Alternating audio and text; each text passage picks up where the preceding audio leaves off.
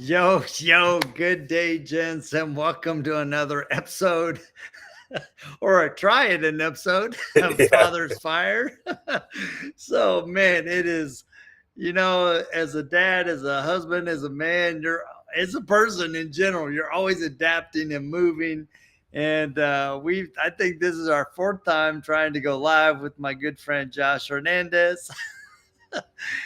As you guys know, Father's Fire is where we explore the joys, the challenges, the triumphs, the sorrows, and yes, the fun of being a dad. And this week has been one of those mixed bags, kind of where, you're really happy, but you're also, there's a part of you that's kind of like, wait, just what just happened? Because my second son, Christian, he moved out. He and my other son, Ashton, they bought a house together, and Christian moved out and took the dog with him.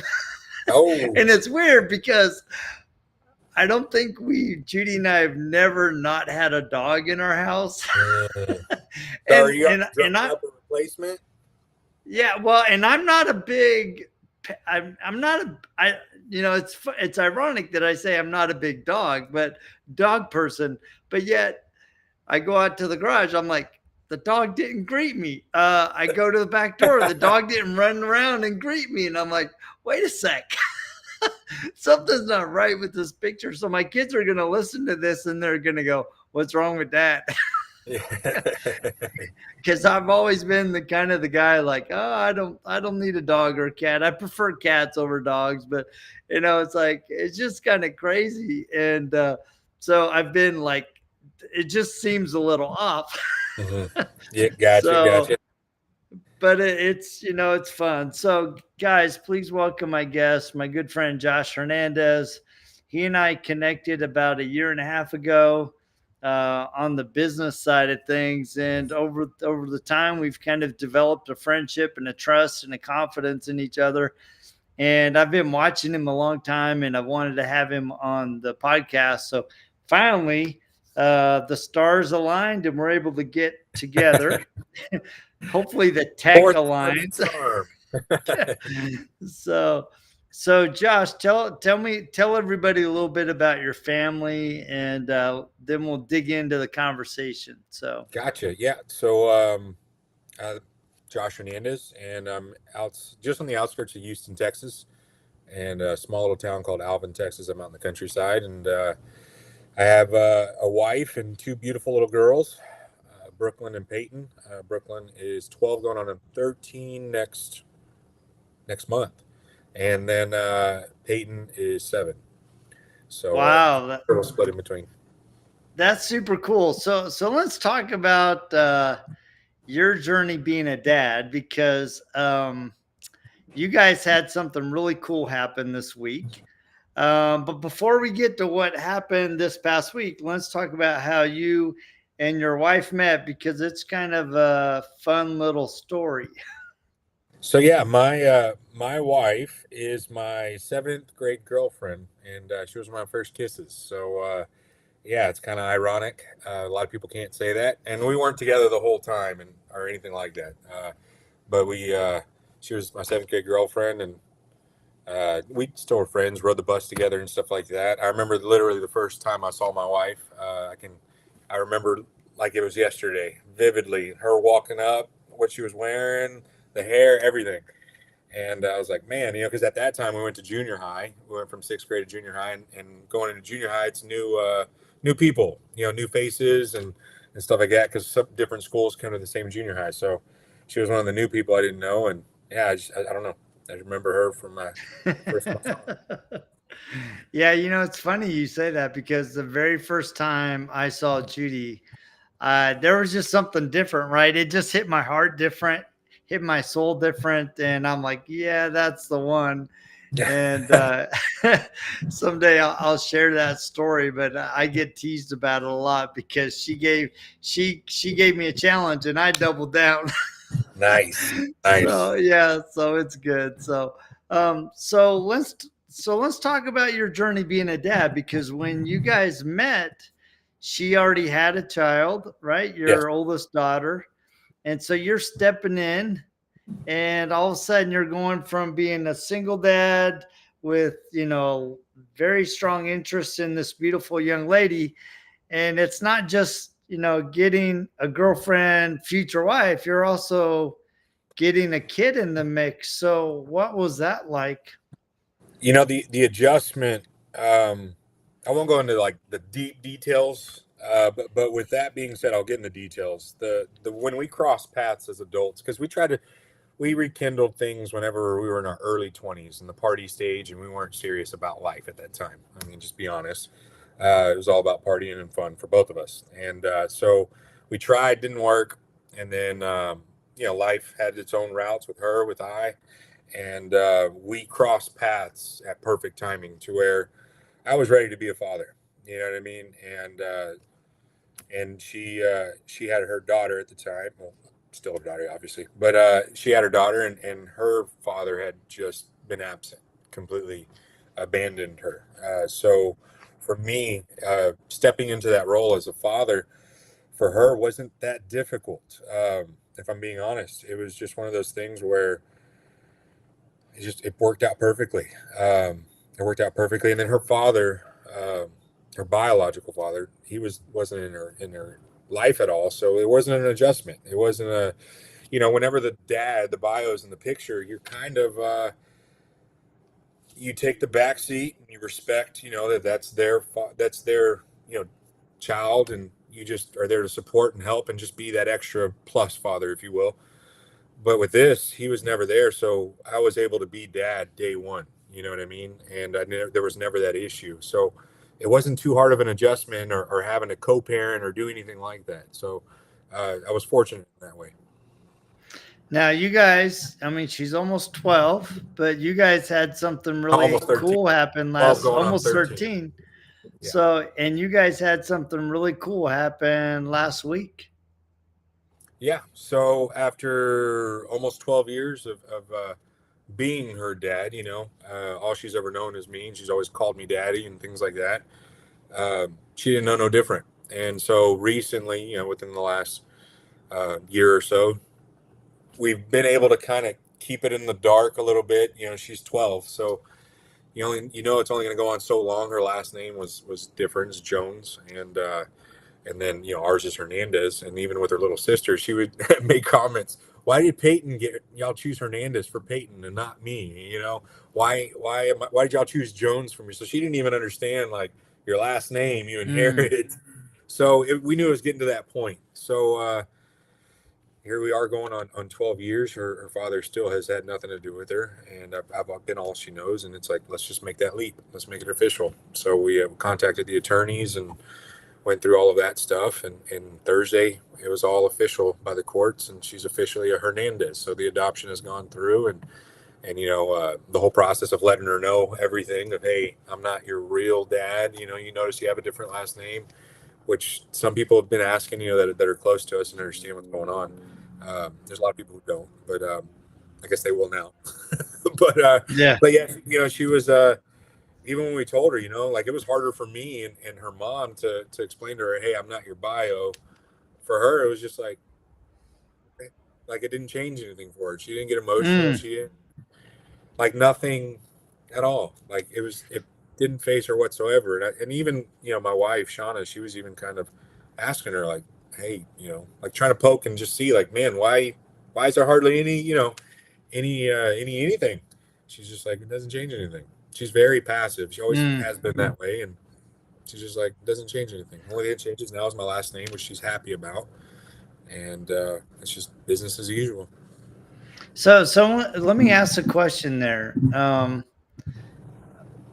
And I know this is going to be a very personal question. No, go ahead. Go ahead. What was it about wanting to talk to her that made you nervous? Were you afraid of her response, or what was the feeling there? Um, that's a good question, man. Even talking to my wife about everything, that question was never brought, or that kind of context of a conversation. So caught me off guard. But as far as like the emotion of why I was emotional, explaining it to her, and all that kind of stuff, I I don't know, man. I don't know. I think it's just, I love her. Like I love her. Love her, love her, love her. And for me, like I know this might be weird for some fathers, but for me, I was the father that I'm not good with the little phases, like the babies. I like whenever they get to where, 7, 8 years old and they're not so baby and they're more fun, and like that's whenever I kind of shine. So that, from 7 to 8, her in sports and rugby and like all this other stuff, man, it's just that love is intensified because that's where I'm the most comfortable. You put a baby in my hands and I'm just like, I don't know what to do. You know what I mean? Like, nope, that's you. I don't like holding other people's babies. I'm not never been a baby person. But for me, just as they get older, whenever, like, for instance, Peyton, she's 7. This last year, oh my gosh, she has worn on my heart like I didn't even know was possible. And it's just something about that older for me. I don't know. I should get more of an attachment. But going back to your question, um, I don't know, man. I just think it's just because I loved her so much, and was it going to start a change of now she wants to know who this guy is that I'm going to keep my mouth shut on that, but like he's not a good person, and then I'm going to have to defend my daughter because she is mine from someone that she has no say in having involvement. Like that's her bio. She's going to want to probably meet him one day and all that stuff. So now I'm just kind of like in protective mode, like I'll take somebody out for my girls, you know what I mean? And I just Yeah, want to yeah. protect her. And No, I don't know, man. It's just that fear of like, I just love her and I want to protect her, and I hope it doesn't change anything. And there's just a mixture of everything. and I love the way that you respond to that because I think a lot of times we never really face the core of a question, right? We can feel that we're nervous, that we're anxious, we're uncertain, right? How is she going to respond? Is this going to Mm-hmm. open up a whole can of worms where I have to step in and be this protective father that I haven't had to be in the past, right? And is it going to change the dynamic between me and her? And obviously it hasn't. It just was like, okay, well, Josh, you're already my dad, so Mm-hmm. that doesn't really change anything. But I think that that question is important because I think in one way or another, especially in the scenario of blended families, we have that underlying question that sometimes we don't know really how to respond to it, but we can feel it. Mm-hmm. And I think it's important because I think sometimes we as dads, our kids are going through something like your daughter's about ready to really change, right? She's almost 13, 14, It's already 15, happened. It's already right? happened. She's Dad's the 12 going. hero. And all of a sudden now dad's going to be the demon, right? And And it's so, it's like awkward too, like that whole transitional phase. I mean, we're on the topic. Let's just go ahead and run down that rabbit hole. Like learning how to. It used to be, like with my 7-year-old, she'll take a bath with the door open. She's innocent, right? She goes into the room and she just doesn't care, and it's just innocent, right? But with a teenage daughter almost now, and like it's like now everything, I'm knocking on doors, hey, letting them know I'm coming around the corner. Like it's just weird, man. And everything's, I've always been uncomfortable when it comes to girls, like even when they were babies and diapers were involved, and it was always like I would do pee diapers, but when it got real messy and involved, like I just, Shauna, like it's getting too personal, and you need to take it from here. Like, just, I don't know, man. That stuff was always weirded me out, So that's the thing with girls, getting used to and all that kind of stuff, especially in this phase. yeah, and that's why I like having these conversations, right? Because I think a lot of us men, we struggle with these crazy dynamics that shift and move, and we don't really know how to talk about them, or we don't have somebody that we can go, yo, Mm-hmm. bro, man, the dynamic in my house just changed 180 degrees, and I don't know what to do because all of a sudden I'm walking on eggshells.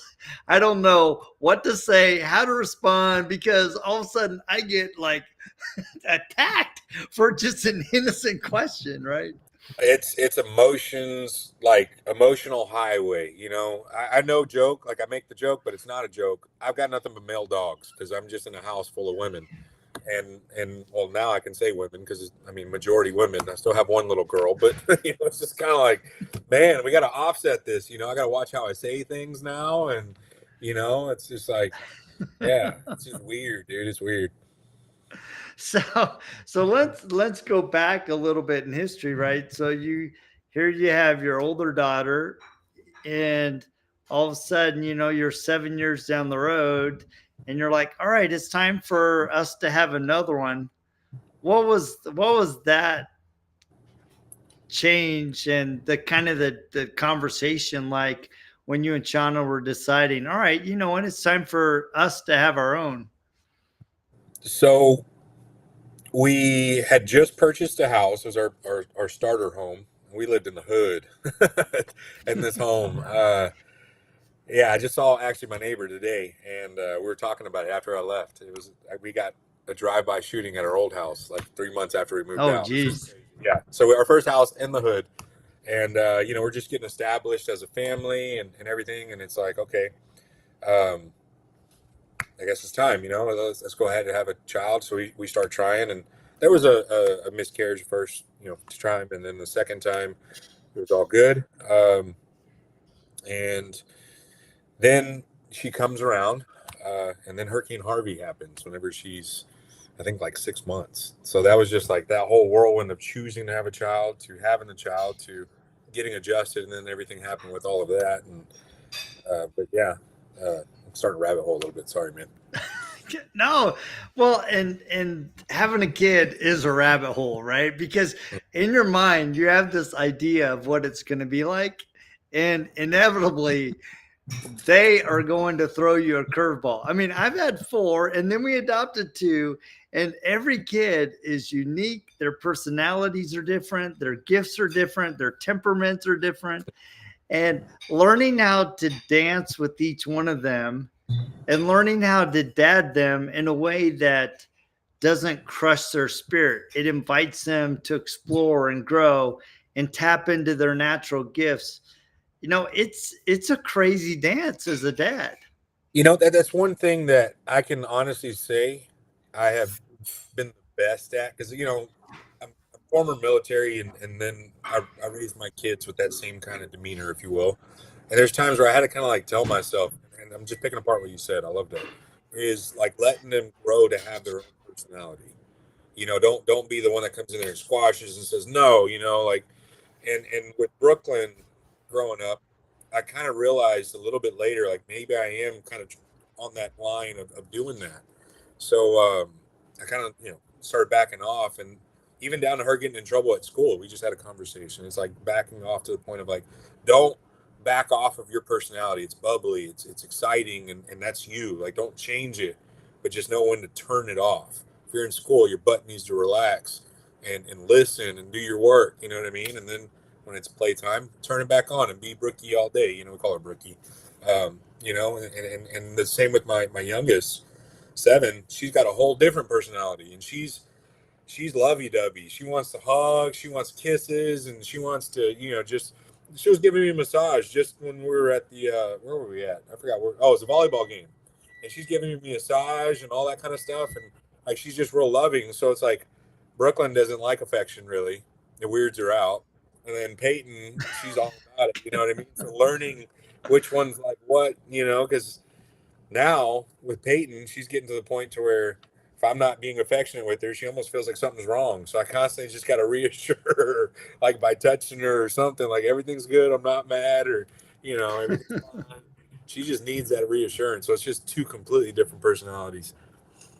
Yeah, I love the dynamic of dancing between the two personalities and being cognizant of what each of them needs.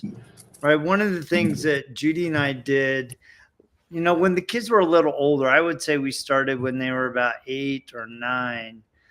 We just started doing monthly dates with our kids. So Judy would take one kid and I would take one kid. And it was really cool because, they could choose where we go to eat, what we got to do. And it just gave us one on one time. And it was amazing the things that they would talk about, the things that we would learn, right? Because they got in an element where they could just be one on one with dad, and I think it created a great environment where we could connect on a different level outside of the dynamic of 5 other siblings. And I think it's important that dads take the time to really connect with each one of their kids in their space. Mm. So how have you, I mean, it sounds like you're already kind of doing this dance, but how have you been, or have you been purposeful in trying to really connect in their space where they're the most comfortable? So Brooklyn, with her, it's sports. She's the athletic one. She's the one that she's just athletic. And then the youngest one, she's not that athletic. She didn't get the same genetics. And like for Brooklyn, she loves being outside. She loves, rugby. She loves tackling. She loves, like, she's just, that's her. Peyton, we're starting to see she's more of the singing, music, and she's, her thing of a fun time is completely different. So, as far as what I do to each of them or for each of them, man, I don't know. With Peyton, she loves to go to church. Like when we go to church on Wednesdays and on Sundays, like she already knows it's Wednesday, Sunday. She's excited. She meets my parents at their house. I'm at my parents' house right now, my dad's office for internet reasons, but she'll be here waiting. Like that's what she wants to do. She wants to go to church. She wants to sing. She wants to do all that kind of stuff. And then Brooklyn, she's now at the age where she don't want to go to church. She wants to be in her room. She wants to, be talking to her friends or be at her friends. And so for Brooklyn, it's just like a lot of rugby events now, volleyball events. That's kind of like what we do for them or with them. And Peyton, she's just like she's a homebody. Like she does not want to be out. Even since she was like 2 or 3, she would make up her own songs whenever we were running errands about how she wanted to be home. She is a homebody like crazy. So even down to whenever I took her to the girls' day in aviation, she was like, "Yeah, I had fun, but I wanted to be home." Like it's like, man, there's no. All the other kids are loving, all the aircraft, helicopters, everything, and she's just kind of like, "It's cool, but I'm ready to be home, chilling." Yeah. Yeah. Well, that's good. All right. So before we wrap up, there's 2 things that I'd like to explore. So, and I've had the chance to meet your dad, right? So I want to talk about what lessons you've gleaned from your dad, or maybe something that your dad did that you're like, I'm never doing that again. and and either you did it or caught yourself doing it, or you totally like, what, I'm going to build on the foundation my dad gave me, but I'm going to adapt it a little bit more to my style. So my dad, I can first off, I got to say this: I am blessed to have a dad the way that I do, and I understand there's people out there that aren't as fortunate to have a father figure as solid as mine has been. So I can't talk about my dad and put context to a conversation when my dad's involved without first and saying, my dad's a preacher, minister, and I've witnessed my dad behind the scenes and I've witnessed him at church behind pulpits and teaching and all that kind of stuff.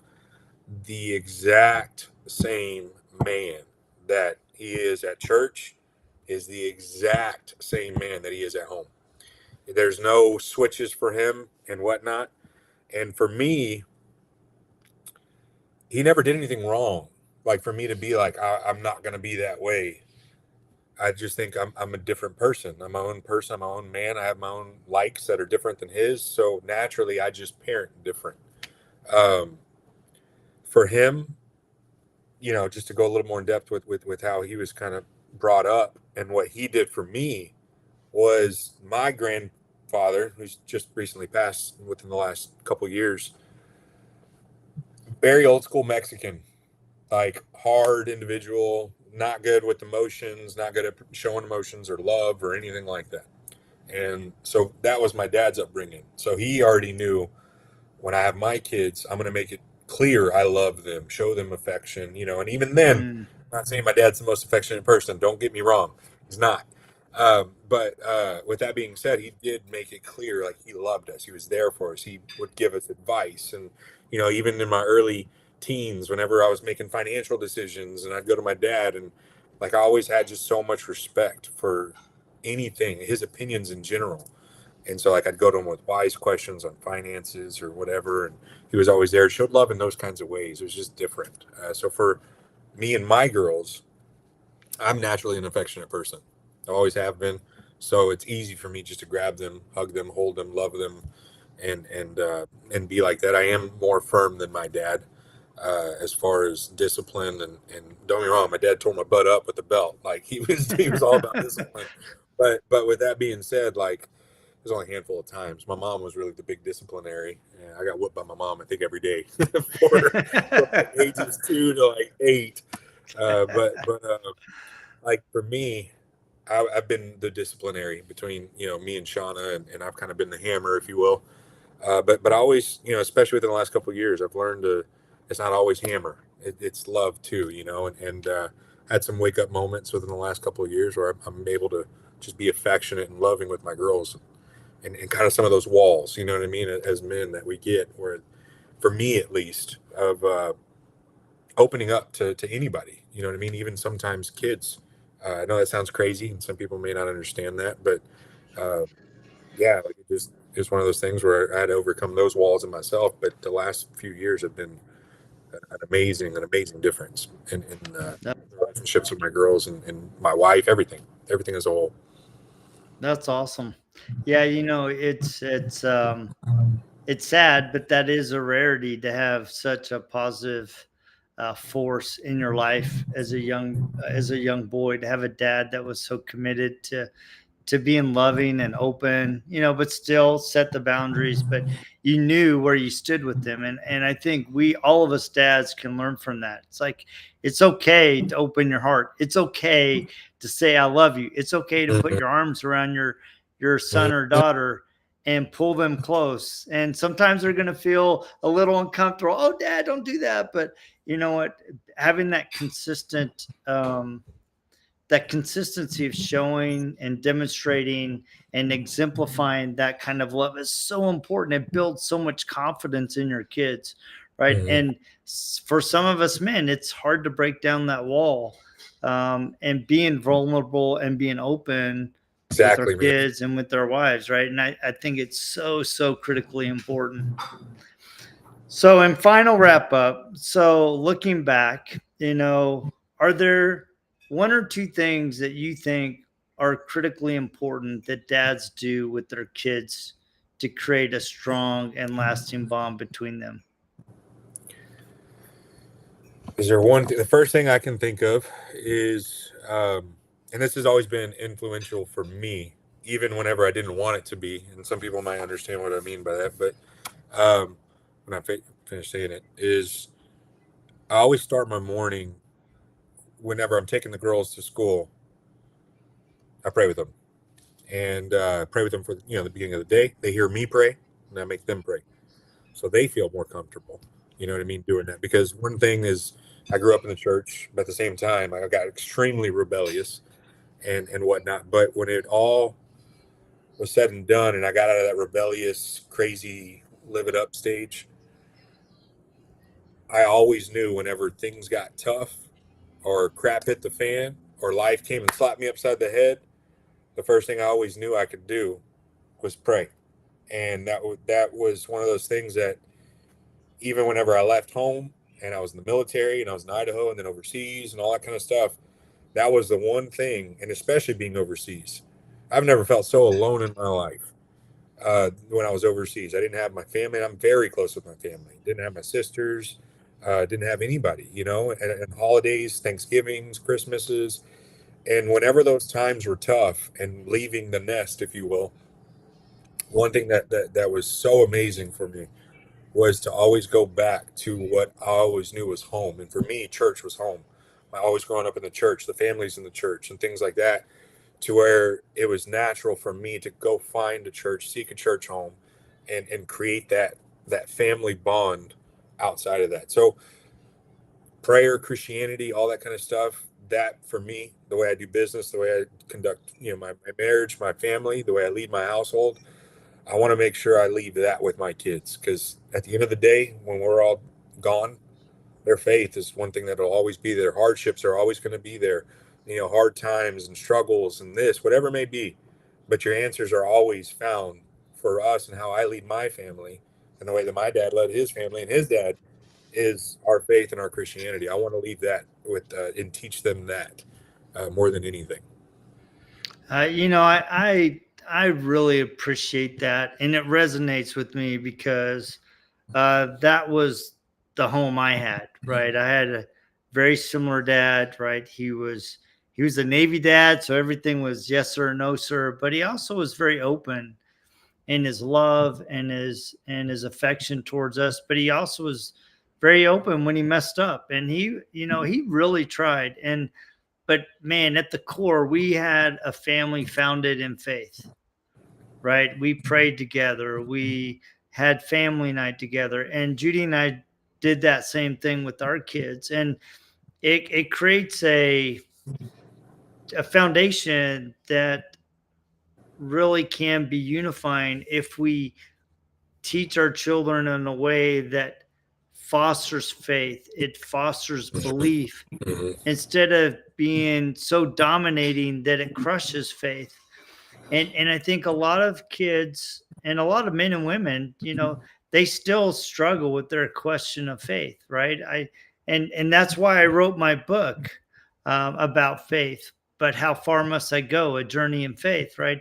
And it all started from a question somebody posed to me about, they've been going through a long journey of faith, and they're like, man, when does God hear my prayers? When do I get the answers that I've been yearning for?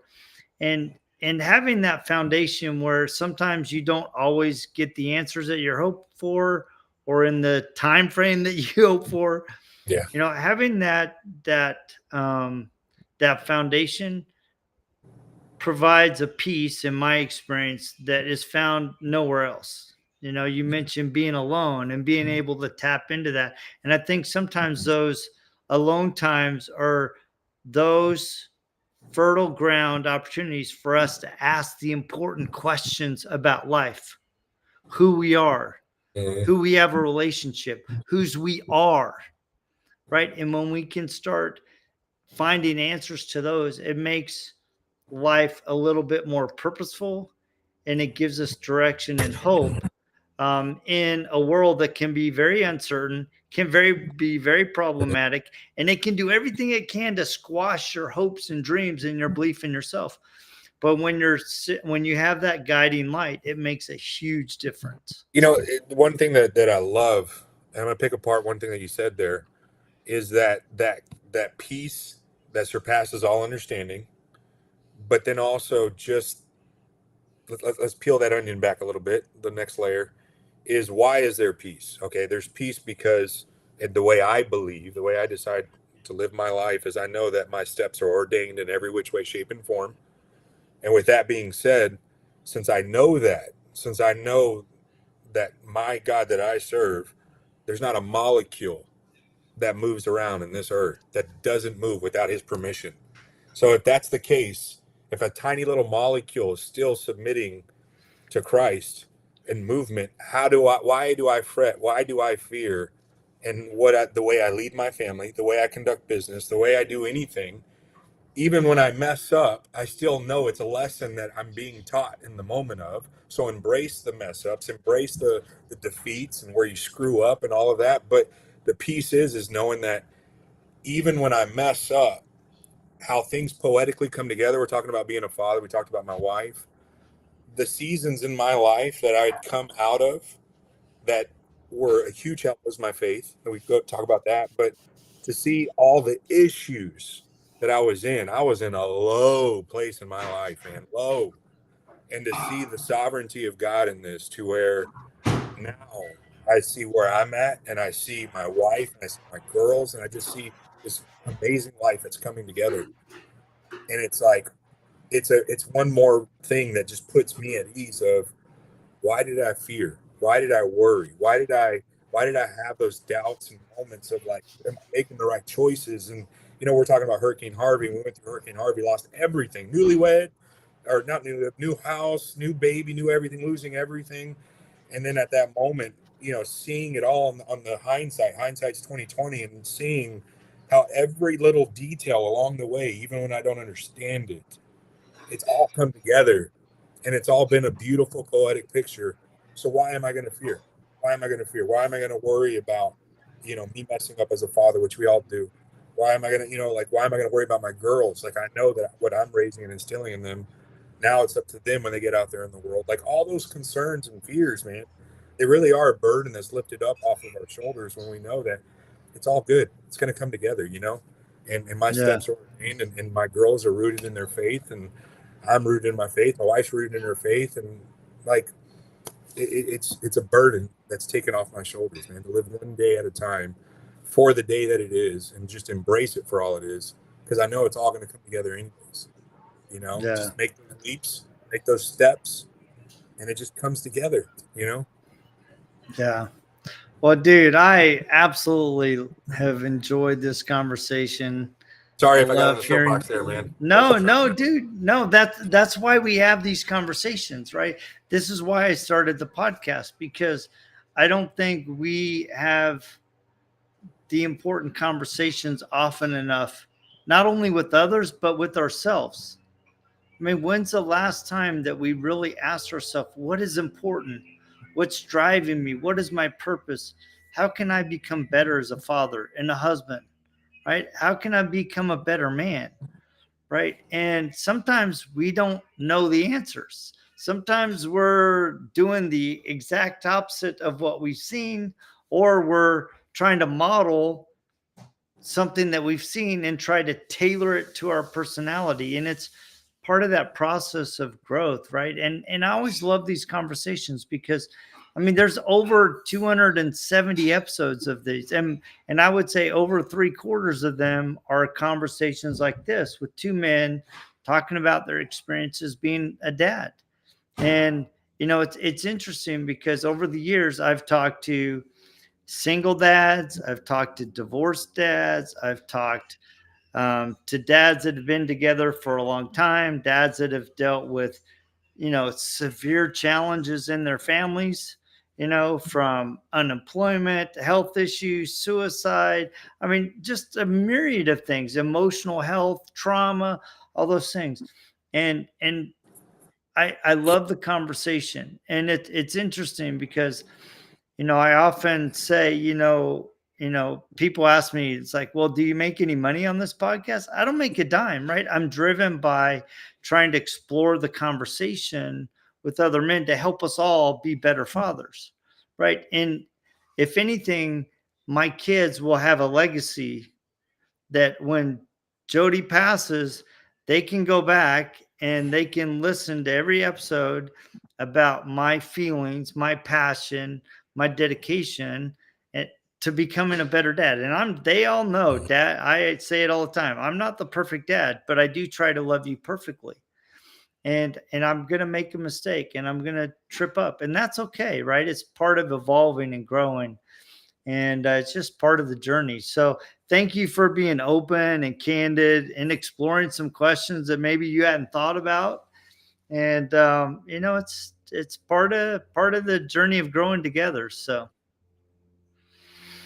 yeah, well, thank you so much for tapping in with me on this Monday, guys and gals who are listening. Thank you so much for You caught me off guard on a couple of listening those. I'm every not week. gonna lie. Well, you know what? I've it just I've just learned, it's interesting because for years I took Did a we make lot it? of Hey, it pride. froze up. Did we make it? No, we're still good. We're still good. We froze up for a second. For many years, I took a lot of pride in being a good dad because I felt like I was a good dad. I was trying to emulate the pattern that I saw in my Okay. dad. And then I adopted kids, and dude, it threw me for a big curveball. I had to learn how to parent differently. I had to learn how to build trust. I had to learn how to connect. And it revealed the best of me, but also revealed the worst of me. And I had to face the ugly in me and go, all right, I wasn't at my best in that moment, but these are the things that I can do to become better, to become the father that my children need. And so I've really been trying to ask the questions that are most important, not just the superficial ones, but the ones that really cause us to reflect and hopefully cause us to ponder and grow. So, well, dude, thank you so much for being my guest. Guys, if you haven't connected with Josh Hernandez, he's on Facebook. Josh Hernandez, he also has a great company, Sparrowhawk Detailing, and runs the Aviation Detailing Association. Just a great dude. And so connect with him. And thank you guys so much for tapping in. If you haven't got my book yet, please go out to Amazon, Skyglide aviation search. detailing products. Pardon? Sorry, you broke up there, so I missed you. Um, so yes, go out to Amazon, check it out. But I think there's how a far lag, man. must? Yeah, I think there is. So go out to Amazon. But how far must I go? A Journey in Faith by yours truly, Jody Cedric. I thank you guys so much for joining us, and we will check you same time, same bad channel just next week. See ya.